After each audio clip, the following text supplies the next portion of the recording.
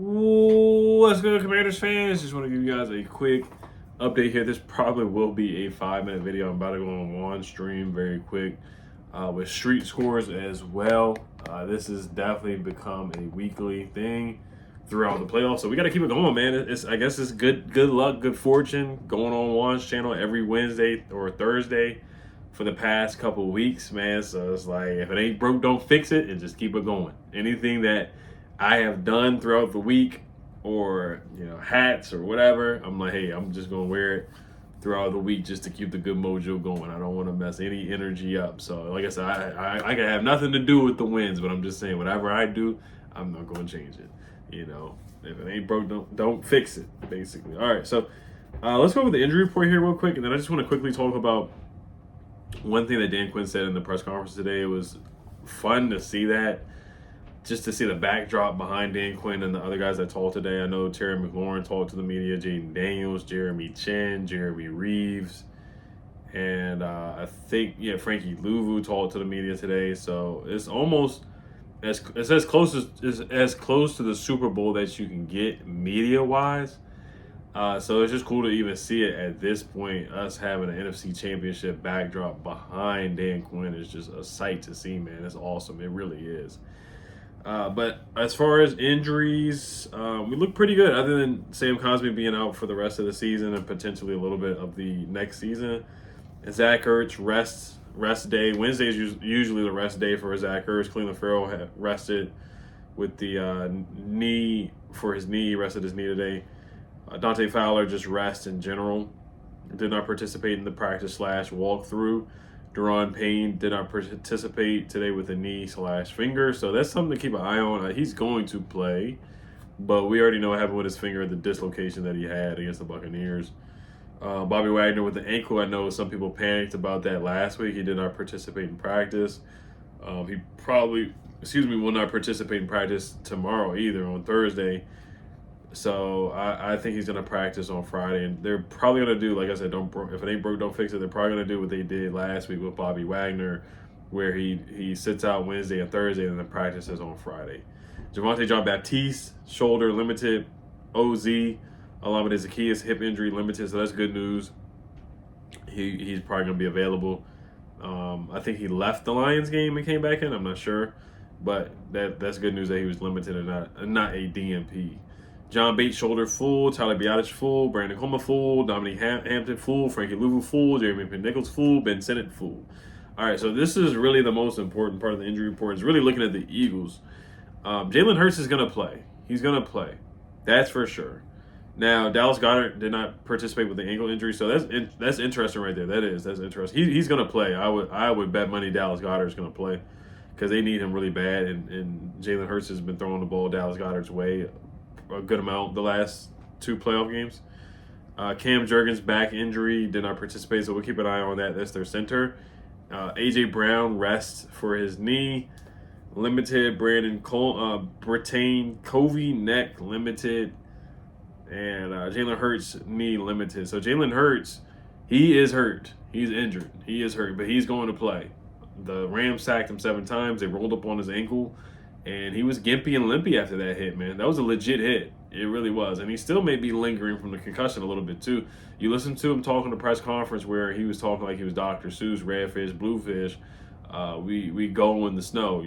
I believe when I was a kid, I played Madden in the snow all the time. So he just sounded like, he wasn't himself. Just talking very slow. He usually does talk kind of slow, too. Like, he likes to talk in like Instagram captions and philosophical statements and captions, and the way he talks, he has to always be like some type of he always has to say something like just prestigious and something so thought-invoking, I guess, or so simple at the same time. Like, keep the main thing. He loves saying that stuff like all the time. So it definitely can be annoying listening to his press conferences. It really can be, for sure.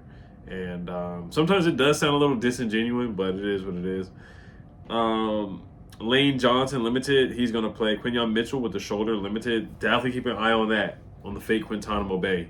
Keep an eye on him. Terry cooked him really bad in the second game, and he scored the touchdown. But Guantanamo Bay got injured in the fake Guantanamo Bay. He got injured in the game against the Rams Then he did not come back in, but he said he's fine. Nick Sirianni said, he's fine. So he will play. Like, both these guys are going to play, but they're going to be playing injured. They're going to be playing hurt. And I know everybody right now at this point is injured or hurt some way, somehow. They're not 100%. I get that. It's week 19, 20. This is week 21 of the NFL. I mean, we played how many games? We won 15 games now. We've won actually 14 games now. So we're 14-5. We played 19 games so far. So that's a lot of games. It's a lot of football games. It really is. No, we played 20 games. 15, 12, 14. We won 2 playoff games. We were 12-5. So 14-5. 14 plus 5 is 19. And we played 19 games, which is a lot of football. We played 19 games, which is a lot of football. Like I said, keep an eye on Jalen Hurts. They did not. Their media did not show any clips of him running around or anything like that. I really want to see him run. Like, how is he moving? I really want to see that, because our beat reporters, they show videos of Jaden Daniels throwing the football. He wasn't running around or anything like that, but they did show him like walking and throwing the football. So I do want to see Jalen Hurts, because that's going to be huge, man. He is a mobile dual threat quarterback. He ran for a 44-yard touchdown against the Rams. The tush push is very important to their offense. And if he's not himself and he can't move around, then we should definitely get after him, just like how the Rams did. He took a safety because he just couldn't move. He couldn't move like he wanted to. So that's huge. Same thing with Quinn Mitchell. That's 2. They're both going to play. Like I said, man, if they're struggling to stay healthy in that game, or the shoulder injury really impacts him, attack him with Terry. Attack him with Deami. Attack Jalen Hurts. Frankie Louvu, go get him. Go get him, Frankie. 2 claps on Ric Flair. Go get him, Frankie. That's what I'm talking about. That's what I want to see. Like I said, I'm not, Eagles fans say Frankie's dirty. I'm not saying go hurt him, but just go let him know that your presence is felt, or make him feel your presence. Let him hear those footsteps and see how Jalen Hurts reacts when he sees that Frankie Louvu jersey coming after him. All right, that's it for the lineman. I just want to quickly go over what he said about the injury report. I just want to quickly go over what he said about the offensive lineman here, because it's going to be very important, man. What 5 guys do we put out there to start? What rotation do we have out there against the Eagles? Jalen Carter, Jordan Davis. They have a legit defensive line. They have a really good defensive line. They have good linebackers and Zach Bond. So we have to have guys in the interior that can really hold it down and protect Jaden Daniels for sure. So Dan Quinn said there's been a lot of thought about putting their best 5 offensive linemen on the field following Cosby's season-ending injury. Ben Stanley says that approach will likely mean Andrew Wiley shifting to guard and Cornelius Lucas at left tackle. Now, Cornelius Lucas, I think he would step in and be fine. If you look at some of the games that he did play, because he was splitting time with Brandon Coleman, in week 3 he had a 72.1 PFF grade, which was really good. I know some people don't like PFF, but it's a solid metric at times. Also, the highest graded Commanders in week 1 against the Buccaneers, Cornelius Lucas had a 69.9. Also against the Bengals, Cornelius Lucas had a 72.1 PFF grade, which is really good.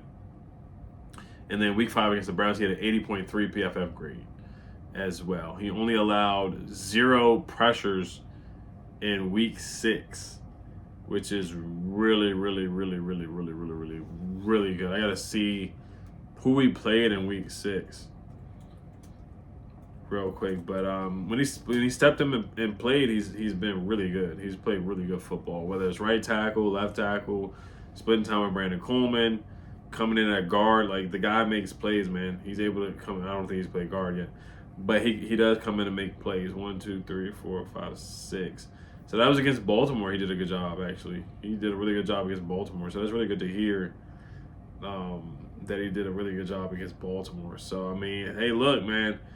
Andrew Wiley in that guard. Andrew Wiley's done a good job at right tackle. He's been showboating and making fun of the opponent, which I love that. I love that energy. I love the competitiveness from Andrew Wiley. So, I mean, they are your best 5. Your best 5, of course, is Biotic, Brandon Coleman at left tackle, left guard is Nick Allegretti, and then right guard would be Wiley, and then right tackle would be Cornelius Lucas. I do like Trent Scott. Trent Scott had a good game when he did have to fill in against the Lions. He played well.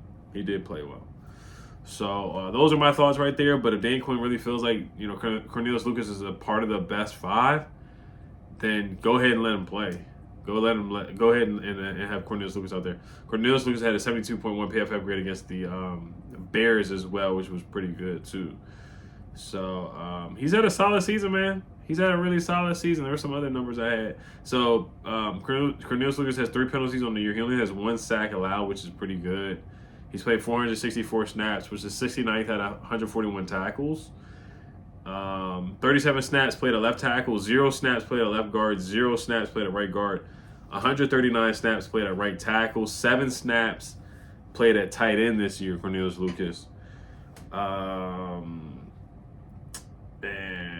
Like I said, he's done a solid job, man. Like he's done a solid job so far. Yeah, 79.1 PFF grade, which is 25th out of 141 tackles. 66.7 run blocking grade, which is 54th out of 141 tackles, which is pretty solid. And a 74.1 overall PFF grade, which is 27th out of 141 tackles. So, I mean, Trent Scott or Cornelius Lucas, that's the decision that Dan Quinn has to make. That's a big decision he has to make. So if Trent Scott comes in, he's not playing well, then yes, you throw Cornelius Lucas in there. Or if you don't believe that Trent Scott will hold up and be consistent against Jalen Carter and Jordan Davis, guys like that, then yes, throw Lucas in there and put Wiley at right guard. So those are my thoughts on it. So we'll see what they decide to do. Of course, they're not going to announce it until the game starts. They're really not probably won't announce it at all. They probably are just going to have the guys walk out and play and start, and we'll just figure it out from there. So as always, you guys, Hell Commanders, peace.